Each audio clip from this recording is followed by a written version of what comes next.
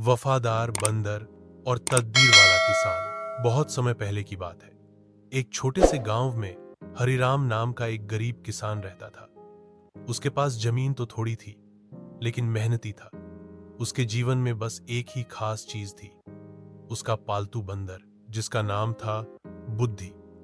बुद्धि न सिर्फ समझदार था, बल्कि हरिराम का सच्चा साथी और रक्षक भी था।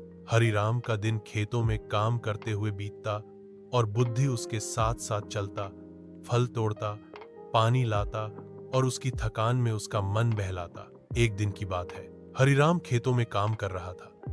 दोपहर में उसे थोड़ी झपकी आ गई। तभी एक जहरीला सांप धीरे धीरे उसकी ओर रेंगता चला आया। बुद्धि यह देखकर सतर्क हो गया।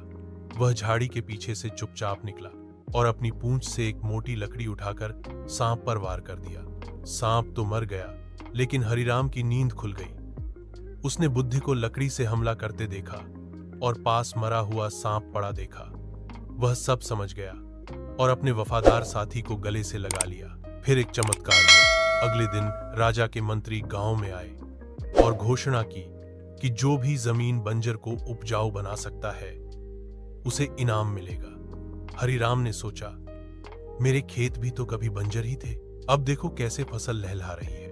उसने मंत्री को बुलाया और अपना खेत दिखाया। मंत्री बहुत प्रभावित हुए और हरिराम को दरबार बुलाया गया। राजा ने हरिराम की मेहनत और उसके वफादार बंदर की समझदारी की कहानी सुनकर उसे बड़ी जमीन और धन से नवाजा। हरिराम अब किसान से एक बड़ा जमींदार बन गया, लेकिन उसने अपनी सादगी और वफादारी नहीं छोड़ी। सीख: सच्ची वफादारी और मेहनत कभी जाया नहीं जाती। किस्मत भी उन्हीं का साथ देती है जो सच्चे दिल और बुद्धि से आगे बढ़ते हैं।